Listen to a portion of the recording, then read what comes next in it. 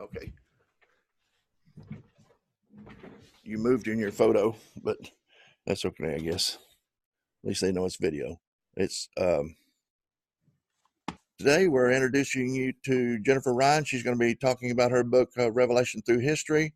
Also, we're going to let her take the floor. She's going to be the main speaker today and answer questions through the chat. So if you have questions and you want to ask them, just hit the chat button, type it in. For you who are watching on internet TV, you can always email her at pmtjennifer@yahoo.com in regards to the book, Revelation Through History, which you can find online at amazon.com through a number of different bookstores. I think you can also find it on christianbooks.com. Also, there's a number of places that you can just walk in and order it. There is also a Kindle version, and even if you don't have a Kindle, you can still download it from Amazon. Amazon has a very unique little app that you can download into your phone or whatever device you're using, and it'll convert it so that you can read it just like it is a Kindle, even though you don't have one. So that's a good option to have and be able to use. I use it often because I don't have a Kindle either, but I got a lot of ebooks, and you'll find that it is most helpful. So today, Jennifer, I'm going to let you have it, girl, and take it right now, if you will, and I'll go back in my little box. Well, all right. Well, before we get on to some of the meat, I did want to say that it was pointed out to me that I think I put on the wrong UK time. I sent out that it started today at 5 and it'll be 6 o'clock next week, but I think it was 4 o'clock today and 5 o'clock next week. I could be wrong. I Googled it, but maybe I got on the wrong site or I put in the wrong time zone. So the audience today may be a little bit less. Hopefully next week we'll get that straightened out, but we did want to aim it the time today in the US so that people in Europe could also pay attention to and get on live and not have to watch it later as a recording. So hopefully that'll be better by next week. And also, you know, if just a reminder that these are going to be recorded, we're going to have them up on a YouTube channel, on Fire TV, on Roku, on Prophetic Ministries today, on those channels. So a little bit about me before we get started. We're new to Texas. I grew up in Florida. I'd been there my whole life, and I've been married 14 years. My husband's name is James. We have two daughters that are 12 and 8. And like I said, we recently moved here last June. I joined up with Kent and PMT. I got really involved in about 2014. They had sent out some mailers on Elijah List, and I liked the prophetic content because at that time I was really looking for somebody to mentor me and to help me prophetically, because that had been a gift that I'd had since a child. My main gift growing up as a kid was I would dream prophetically. I would get things that would happen before they'd happen, and it's in my DNA. That's a lot of the women in our family, they do dream prophetically. And I wanted somebody to help me with it because I didn't really know what to do with it. So I was looking for that prophetic teacher and mentor, and PMT really helped me with the articles that they were putting up online, and we got more heavily involved with it in 2014. But what God started to do was I started dreaming about things that didn't make sense, just odd things, going different routes, nothing lining up. And I dreamed that theme for several months. So I knew that God was saying, it's not going to make sense to you when things start changing and the things that I have for you in the next season. And it really didn't. I never, ever thought that I would leave Florida, had no reason to. My family's from there.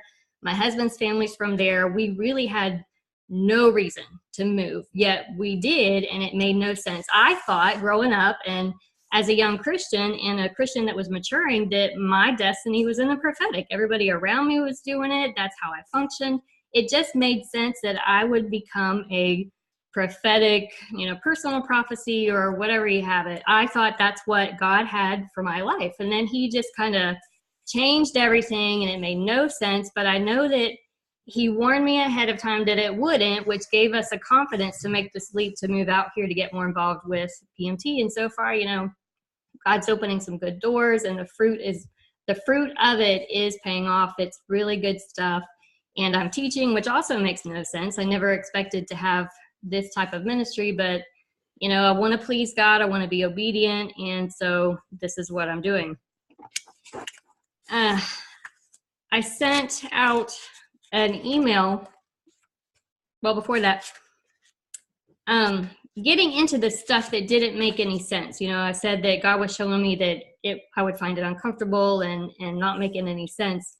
But Kent we were developing our relationship, and he pushed me into teaching and getting out the knowledge that I had been accumulating in my head. He wanted me to get it out. So he pushed me to I started a Facebook page. I started keeping all of my research and typing it out, which turned into the book that was just released a couple of weeks ago. So I put this is just a compilation of everything that I've been taking in over the last few years. But I'm the type of person where I want to have all my facts straight. I want to know what I believe, and this is what God says. And then I just package it up and hand it to the world. Okay, I'm right. This is it. And I've backed it up with all kinds of proof. That's just how I am. I'm an analytical person. I like black and white, straight lines, all that kind of stuff. But as I was questioning, God, do I start to share this? Do I need to do it now? Or do I need to take a year and study it and go to school and all of that? Well, when I was questioning that and asking him, I remember having a dream. And in the dream, I was handed 2 antique silver spoons. And at the top of the handle of the spoon, there was a date written on it, 1864. And as I was thinking about the dream later in the day, I knew 1864 in the United States, it had something to do with the Civil War. It was during that time period, but I didn't know exactly what. And so I researched what happened in the year 1864. And what I found was that in the United States, that was the first year, I believe it was the 2-cent penny, 2-cent coin. That was the first year that they put on there, "In God we trust." And so I took that as a sign, as God saying, just step out. You need to start getting it out there. Just share what you're learning. It's a journey and a relationship. And yeah, you might be wrong, but just admit you were wrong and correct it and learn from it. So I did start with my Facebook page, Revelation Through History. Like I said, I kept everything. I compiled it, and now it's in book form. And we're going to take the next, it should be 10 weeks, including today.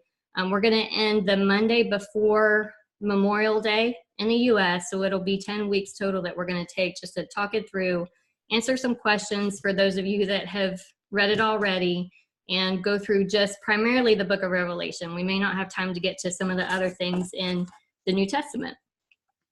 I shared in the email that I sent out a little bit of my background and what led me to this, but as I see my sister's on here today, so she may get all up in the chat and put some comments in there. But, as a little kid, I was the oldest sister. I have a younger sister and a brother, and I was really bossy. And not just, a hovering, but I was a mean little kid, really feisty. I wanted it my way, and I was the boss of my siblings. And where we lived in Florida, we were surrounded by family. So on the side of us was my grandma, and then on the other side of her was an aunt and uncle. So it was this whole family situation that we grew up, family property.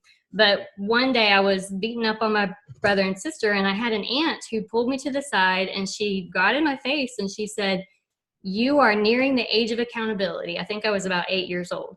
She said, because Jesus is coming back really soon, and if you don't stop being so evil, when he comes back, he's not going to take you. And it really just, that spiritual, the blinds were taken off, my eyes were open, and it changed me from that point on. And it wasn't a good change. It led me into just a childhood of fear of, God who sees everything, disappointing that God and not making the right decisions.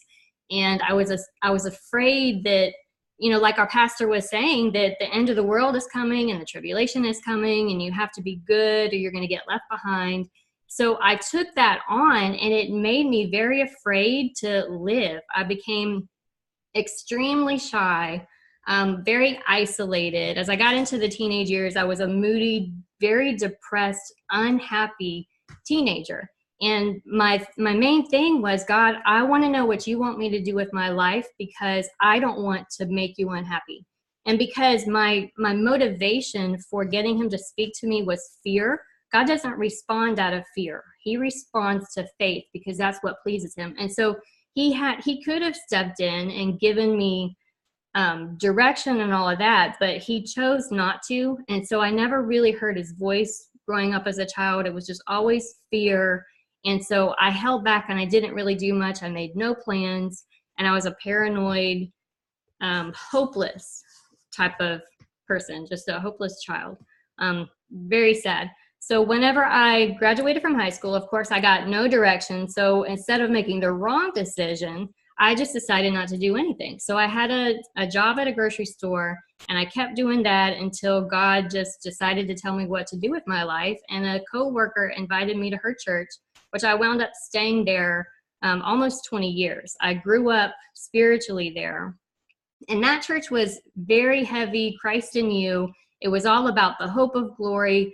It's the kingdom now. Our job is to spread it, and we have the good news and hope. And it was a prophetic church. So they were speaking God's words of affirmation and peace and joy to everywhere they went. And I saw that. And I saw the difference of a church functioning with hope and the joy side of God rather than the fear side of God. And God started me on that journey of chipping away all of the walls of fear that I had put up. And it took a long time. It wasn't overnight. I didn't just get bombarded with a whole bunch of prophetic words at first that just healed me completely. It did take a lot of time for God to get me out of the prison that I had put myself in.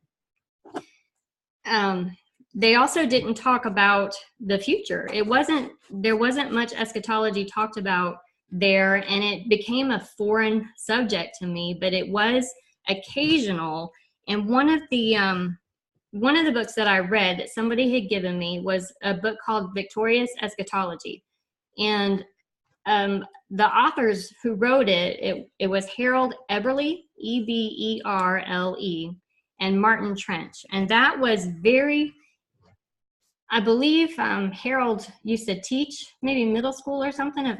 Don't quote me on that, I may be wrong, but he was able to break it down, all the historical facts and the prophecies of the New Testament, that made it very easy to understand.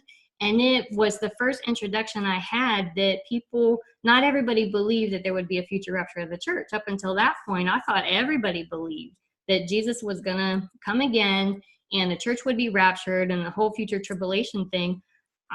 It was foreign to me to think that anybody believed differently than that. So I read Victorious Eschatology. I highly recommend it. Another thing is that Harold is a partial preterist, which means he believes that just about all of Revelation has already happened, but maybe the last couple of chapters are still in our future. The final setting up of the kingdom is still in the future, and that's labeled as partial preterism. Where Martin Trench, who co-wrote Victorious Eschatology with Harold, he's a full preterist, meaning he believes that all of it, 100% of it, has been fulfilled. It's all in the past. But they wrote it together, and they pointed out that they did that on purpose to show that you can see it slightly different, and that is okay. You can still have unity and work together and function well together, even if you see it a little bit differently, that the fulfillments aren't exactly the same. They wrote it together, and it's a great book. So check it out if you haven't already. It's called Victorious Eschatology, again, Harold Eberle and Martin Trench. So that wasn't, when I read that book, it wasn't like, oh, that's my destiny, I'm going to start teaching it. God, that's what you called me to do. I was still thinking I had this prophetic destiny and assignment all my life where I was going to be a prophet and not necessarily a teacher. So God used that book to give me hope. It was one more thing that he used to chip away at my hopelessness and the fear of the future, was introducing me to the idea that everything in the New Testament has already happened. In my prophetic journey, God started taking me towards PMT. So once I got connected here, and Kent pushed me out, kind of shoved me out to get this word out, about 2 years ago is when I did the first Zoom session where we went through all of it. We hit Matthew 24 and the Thessalonian verses and the Corinthian verses. We kind of did it all and we took 3 or 4 months to do it, but that was about 2 years ago.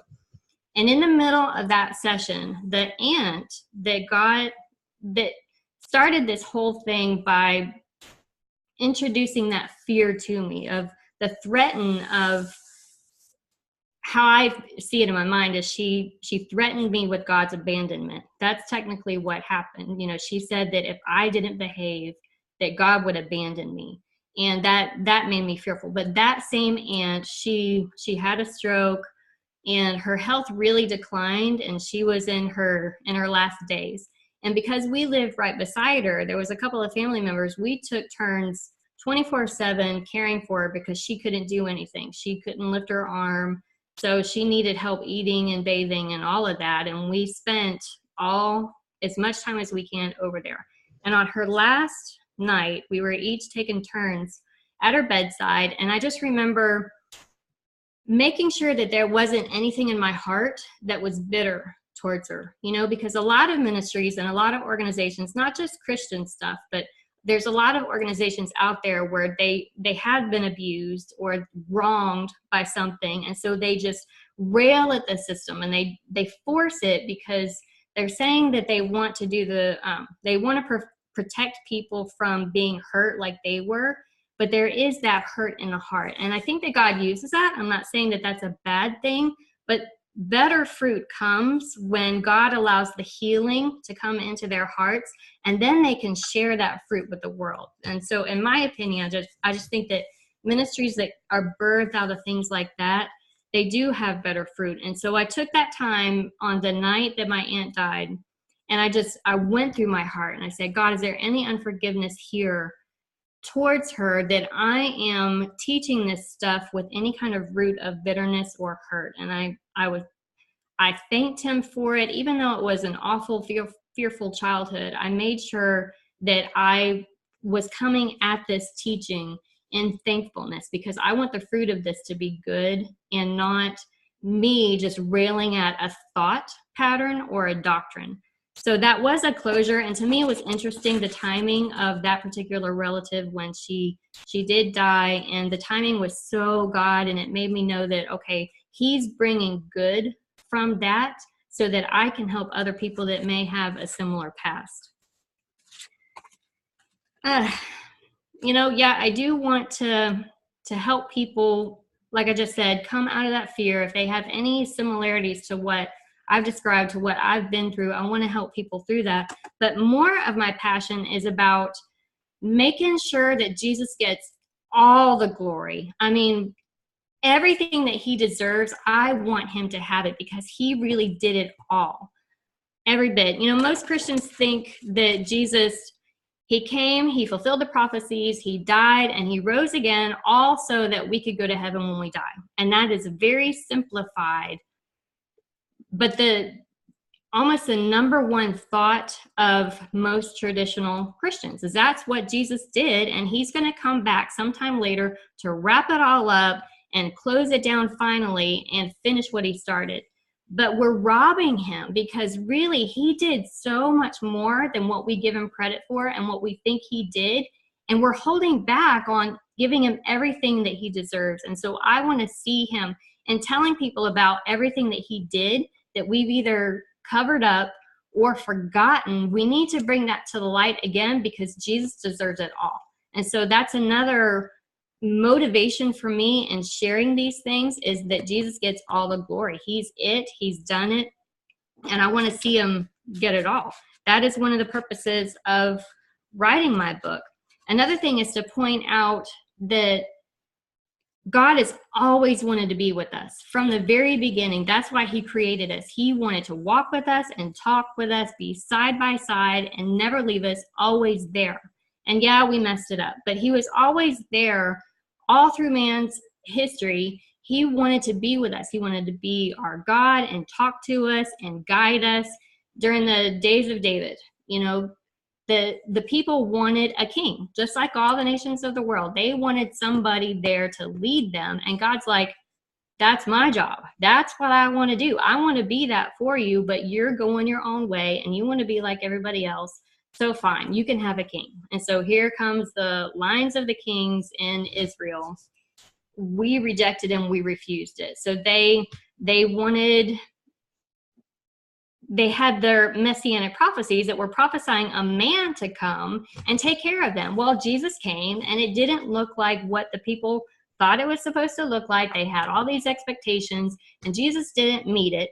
So they rejected him too. So God's been trying ever since the beginning. He wants to be with us personally, speak to us, be our God. We can hear his voice, but we've rejected that and not fully accepted his plan. That's what he's wanted all along. Now I'm going to do the share screen again, and I'm going to pull up the verses so that you guys can read them along with me. But Jeremiah 7:22 through 24, it says, "For I did not speak to your fathers or command them in the day that I brought them out of the land of Egypt concerning burnt offerings or sacrifices. But this is what I commanded them, saying, obey my voice, and I will be your God, and you will be my people, and walk in all the ways that I've commanded you, that it may be well with you. Yet they did not obey or incline their ear, but followed the counsels and the dictates of their evil hearts and went backward and not forward." So God said, way back then, I gave you the rules, but that wasn't my intention to teach you about animal sacrifice and the burnt offerings and all that. I wanted to be your God. I wanted to speak to you and talk to you and lead you, but you didn't want that and you turned away from me. That's what all through the line, that's been his desire and his heart. And we would mess it up along the way and corrupt it and get it wrong. During that time too, he gave us the temple because a lot of the other nations were doing similar things, but God wanted his presence to be there with his people, with the group that he had established. So he said, here, build this temple. I'll come down. I can be with you in this way, and you can do these things to meet me there. So let's do this temple. Well, again, they corrupted it. Some people got it right, but more often others it became an unholy, unrighteous system, and it needed to be handled. And so God started saying, look, I'm going to fix it so where I can be with you all the time. But you know what? I have to be there to do it. I have to come in the flesh, and I have to take care of this system that's been corrupted. So this is what's going to happen. And the prophets started prophesying that coming and those events through what we can look back now and see everything that Jesus did.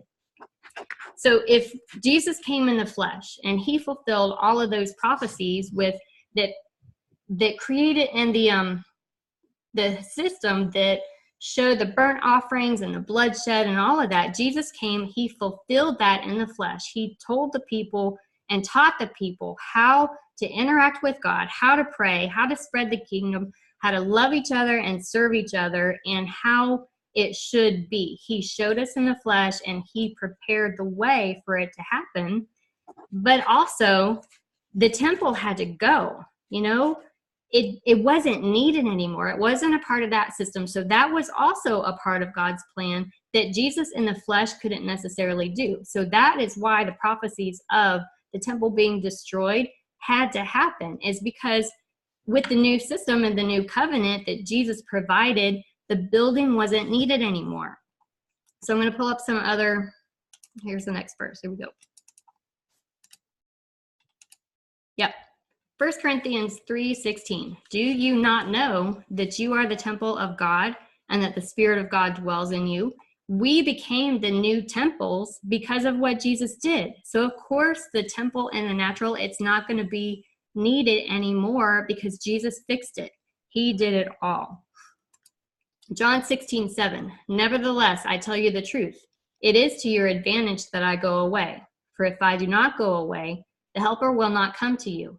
But if I depart, I will send him to you. This was at the Last Supper. Jesus was instructing them about everything that was about to happen to him physically, and he was preparing them for what was coming because his body, his flesh, it had to die. It had to go away to fulfill all the prophecies about him. But that set up the coming of the Holy Spirit. That was the point. And the Holy Spirit would come in us as the new temple so that God could be with us all the time, whether we're awake or asleep. I believe that's in First Thessalonians, that he could be with us.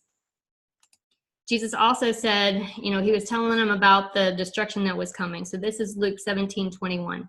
Nor will they say, see here or see there, for indeed the kingdom of God is within you. He was telling them that it was going to be different than what they expected.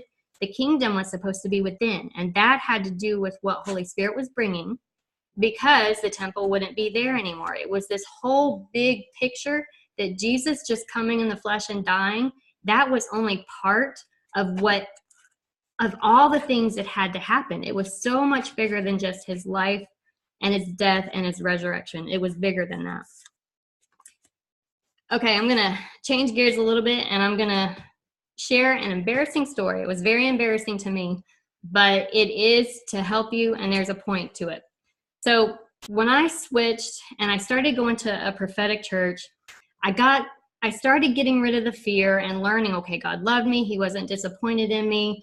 During that time, when I was in an atmosphere of love and hope, and I got out of the fear, my ability to hear God started increasing. It didn't happen overnight, and it was gradual, and it wasn't all the time, but I did begin to develop it and practice it.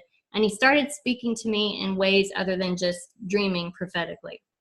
So it was this brand new journey in so many ways.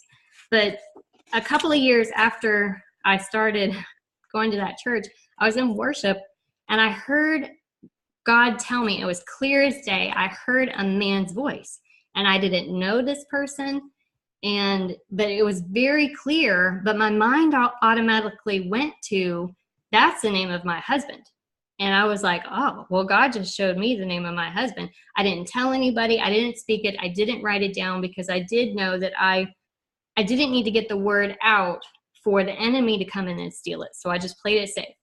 Well, a year later, I wound up doing a ministry internship, and I met the guy whose name that God had given me. And I was assuming, oh, well, that's the name of my husband. God told me all of that, so I'm going to get to know him. And I reached out to him, and come to find out, he was like a youth leader who was taking kids on missions trips. So all of a sudden, I felt called to the mission field, and I wanted to go on a missions trip. So I reached out to him, and I planned to go. And all of that connecting with him and communicating with him, I was like, God, if this is you, I need you to do this. And God would do it every single time without delay. Or, the next conversation, God, if this is you, you have to have him say this. And he did every time. And what I was doing was, I was going in that direction, and I wanted it to be God. I didn't want to mess up, but it was teaching me how to hear God's voice.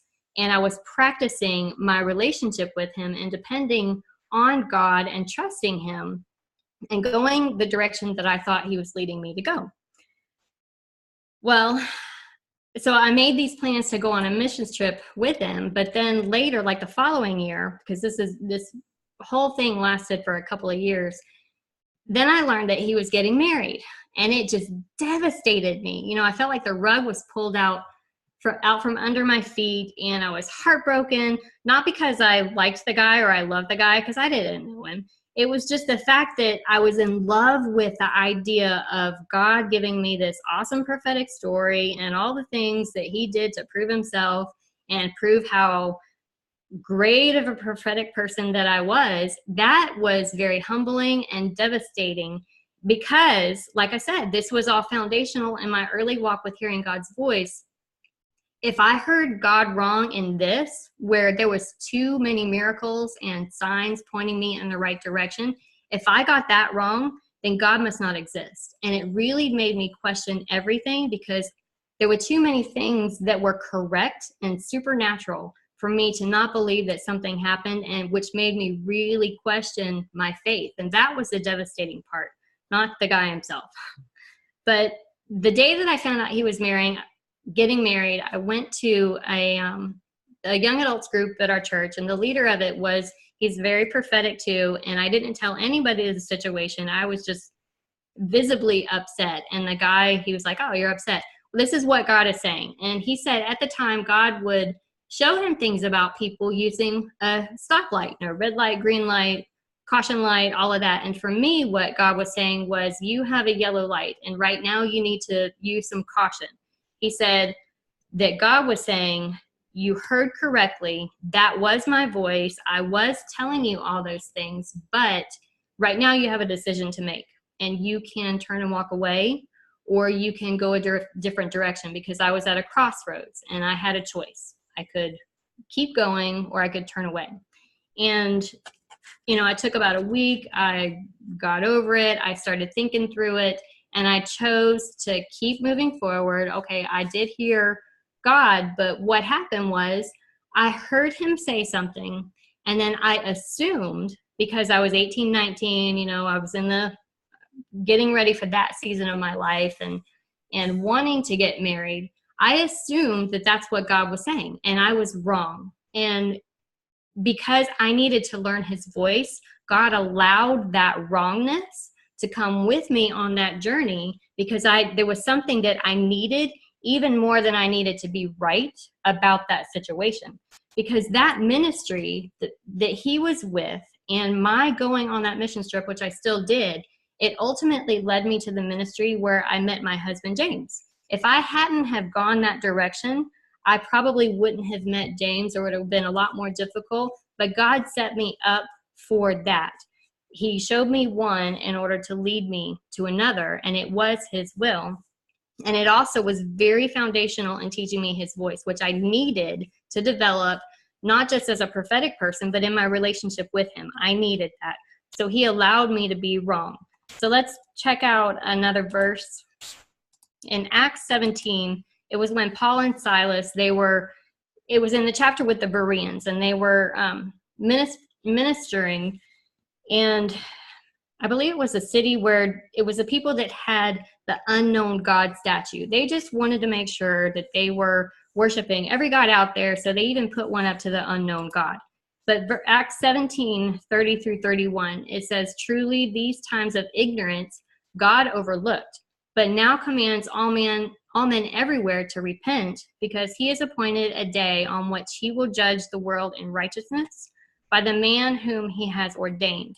So the context of that, he was saying, look, you got it wrong. You've been walking in ignorance, and that's been okay for a while. God has overlooked it because there's been some other things that needed to happen, but it's time to address those things now, because what is coming, and the judgment that was coming to that generation, which was the war with the Romans and the Jews, it was coming later in the first century, it was going to change their world. And God was saying, you need to address some things now in order to handle what was coming. And that was Paul and Silas's job for what they were preaching in that area at that time. And I believe that that's where the church is right now.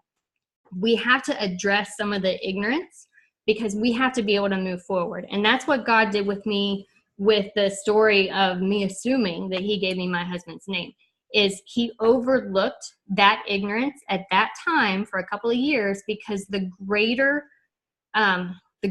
good and thing that I needed to learn, it was bigger than that part that I had wrong. But God did at some point address that ignorance, and it hurt. And I know that a lot of Christians, when they're faced with that, that's where the disillusionment comes and the bitterness towards God, because they think that God was saying a certain thing when he wasn't. We just misinterpreted it, and it hurts. It really does.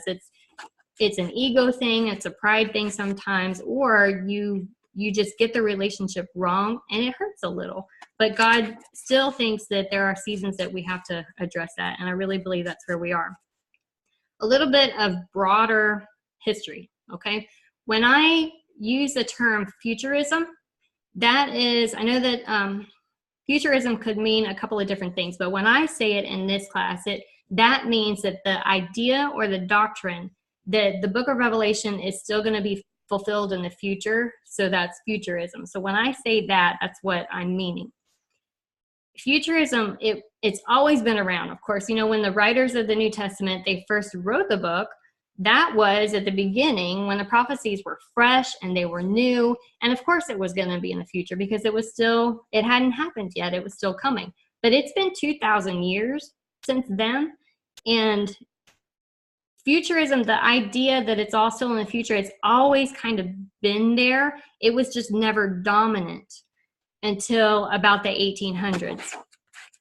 And what I want to point out, and we're going to get into the Reformation a little bit in a later session, but during 500 years ago was the time of the Reformation. Martin Luther, all those guys, they were pointing out the corruption of the Catholic Church at the time and how they were controlling the people and the bad things that they were doing. But during that time, it was also when it was a new thing that if you had the money, you could afford your own Bible. So people were getting the scriptures. They could have a copy and read it for themselves if they could, or they could get in groups and share the cost and read it and find out these things that they were only hearing from their church leaders at the time. So they were realizing, oh, we've been taught wrong. There's something wrong. So the people started rising up and fighting back against the corruption. And so everything changed during that season in the church. It just completely, it took a couple hundred years or a couple hundred years to fully transition and change.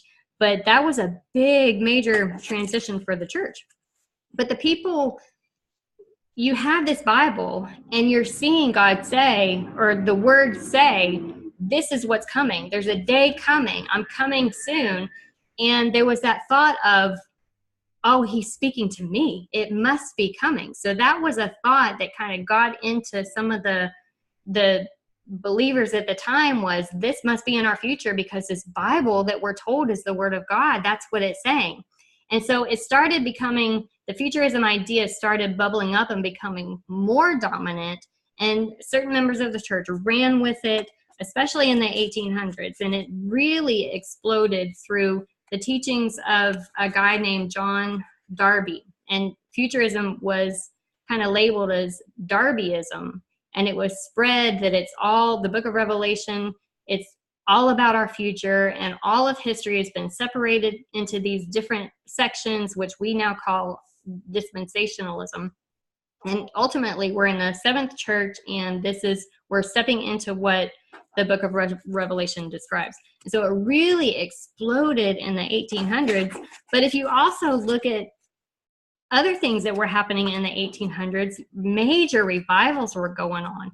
We had in the late 1700s and into the 1800s, you had the Great Awakening, led to Welsh revival, the Azusa revival, and then the Voice of Healing with all the healing movements in the 1900s. And God started making a point of showing that he is with people more than what we think. He's not just something that we read about. He's here with us, and these gifts that he's given us, they show that he's real and he's present with us. And God started doing that, and it's taken a couple hundred years for us to really get used to hearing the word even prophet or apostle. It's just taken generations to get rid of the old mindset, but God has he's done that. I want to change gears a little bit too. I shared at the beginning, when I was a child, I would have all of these dreams and nightmares, and I would be very terrified that I was going to miss the rapture. Well, when I came out of that and God started chipping away at that, and he was just changing my mind about what I thought my future was, one of the ways that he brought closure to me was because I would dream all the time about missing the rapture, but my final dream on that subject was a dream where I made it. I was raptured up with everybody that I knew, and I was in heaven, and it was great, and it was a happy ending, the end. Well, now I know I wouldn't say, God, you got your doctrine wrong. That's wrong. Why would you tell me something that isn't even true? Because I don't believe in that anymore. But he showed me, he gave me closure in a way that at that time in my life, I would understand it. I needed to shut the door on that season, and he came to me in a way that I could understand it. It was full of grace. It gave me joy and peace, and I needed it in order to move forward. And I believe that even today, God, he comes to us, and he'll speak our language sometimes. Sometimes he doesn't. He'll come and he'll correct, and he'll treat us like we're an adult or on a more mature level to address some things, but it's all about where we're at in our relationship with him, because he is about relationship. He's not just a drill sergeant telling us to shape up or we're going to fail. He gives us what we need when we need it. And if you look at some of the revivals and the things that even the recent generations, the whole bridegroom movement, the lover of my soul, God's our friend and he's a good father, all of those, God was in. He did that because he needed us to be able to come to him freely and know that he is full of grace and kindness and love. And that is a part of his character. But other times he's come to his people sternly and he said, shape up. You need to get a little bit more discipline. We need to work through some of these things. And he's, in some generations, he's been more of what we could say a harsh God. That doesn't mean that God's changing. He never changes, but how he deals with us, it does change based on the generation that is on the planet at the time and what we have to walk out in our assignment. He comes to us in that way. He responds to us and he leads us in certain ways. So he did show me something that was not what I believe that anymore is not technically correct. He showed me a dream of making the rapture, but I needed that. I have two girls, a 12-year-old and an 8-year-old. And sometimes James and I at the dinner table, they'll have tough questions and we have to have grown-up conversations with them and use big words sometimes because we're pulling them up to a more mature level. But other times we get down on their level and we use their vocabulary and their words. It just depends on the situation and what they're going through and what they need at that time. And I believe that because God, we are made in his image, he does that with us. We can see it through the last several hundred years and the revivals that have been here and how he's addressed us. It doesn't mean that he changes. Okay, I hope that you guys are understanding where I'm going with it. But the season that we're in, we really have to address some things. And yeah, he's a little bit more stern lately because I believe that the revival that's coming, modern prophets are saying it's going to be unlike anything we've ever seen. It's a harvest that the world has never seen before. Well, with more power, you need more responsibility. We have to grow up a little bit. And so those of us that are going to lead that movement, we have to know that Jesus has done it all. And he destroyed the temple because we are the new temples, and he's going to do it through us. He needs us to be in that situation, not like we're sitting back and waiting on him to come and fix everything and take us away. It's time to man up and woman up and know who we are, our identity, and the power that he's given us and what he's already accomplished so that we are fully prepared to go into the next movement that may be in our generation or it may be in our kids' generations. We don't know, but that's what he's leading us to prepare for now. One more story I'm going to close with this is another, when I was young and dumb spiritually. I didn't have much wisdom. I was just flying off the handle all the time, and I got it wrong a lot, but I had an acquaintance that I looked up to, and I respected him. Didn't know him too well, but he was a man that I looked up to. Well, I was talking to a friend, and this friend was telling me about him and how he just believes a doctrine that is way out there. It was just not anything that I had ever been taught. My church didn't teach it, and it was just crazy. So in my mind, I labeled the guy as a heretic. I'm sorry, he's just destined for hell because he has it all wrong, and I feel bad for him because he's just a heretic. He doesn't know what he's believing, and he's wrong.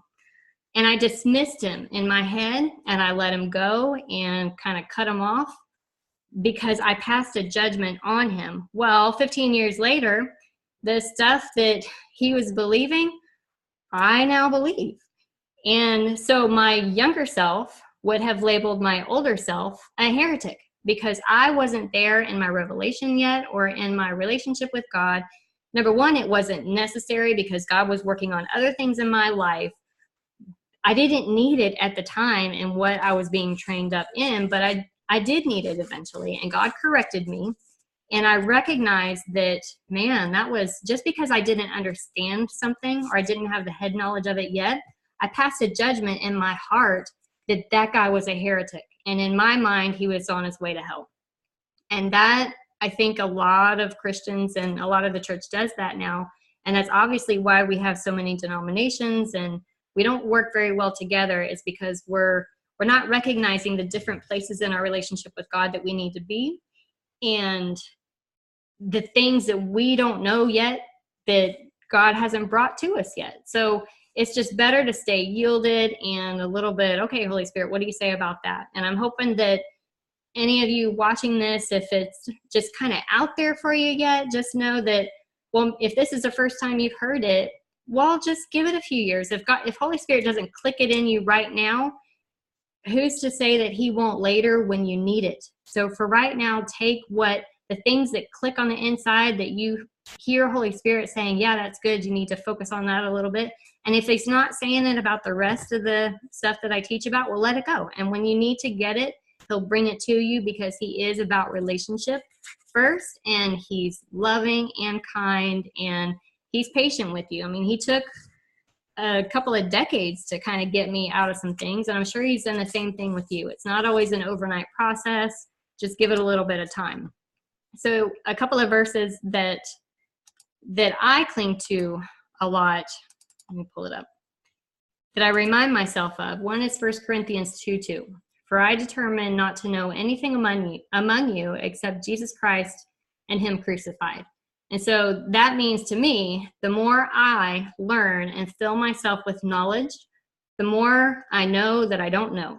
I've come to believe nothing anymore except that Jesus did it all. You know, I have filled myself full of head knowledge. And that as long as I keep it, if I stay yielded in it, and I know that, gosh, I'm knowing a whole lot, but knowledge puffs up, but love builds up. I just always go back to, Jesus, you did it all. And I could be wrong in some things, but okay, Jesus, you did it all. That's all I know. The facts may come out to be wrong, and 2,000 years have passed, and we'll learn that this one guy who wrote something down correctly, well, it may not have been correct, but Jesus, you did it all. And that's what I know, that I know more than anything. And that kind of helps me to keep me grounded a little bit. And another one, Acts 14:16-17. God in bygone generations allowed all nations to walk in their own ways. Nevertheless, he did not leave himself without a witness, and that he did good, gave us rain from heaven and fruitful seasons, filling our hearts with food and gladness. And I take that to mean that in all of our paganness and in all of our ignorance, when we got it wrong, he was still good, and he didn't abandon us. You know, it always comes back to that. He's good. Yeah, the generations have proven that we've gotten it wrong a lot, but he's still good. And Jesus did it all, and that's what we're going off of. But I still have a job to share history, because that's my assignment for this season, and I do love it. I love all the history stuff. I hope that my explanations and perspectives can help some of you out there, and that's my goal through the next 9 weeks now. So we're going to come back next Monday at 11 on the and the UK time. I'm pretty sure I was told that it would be at 5 o'clock starting next week, because they have a time change this coming up Sunday. So it should be 5 o'clock UK. You guys email me, pmtjennifer@yahoo, and I'm really happy to answer some questions and clear some things up too. And that's all I got. Hope y'all got something out of it. So, bye.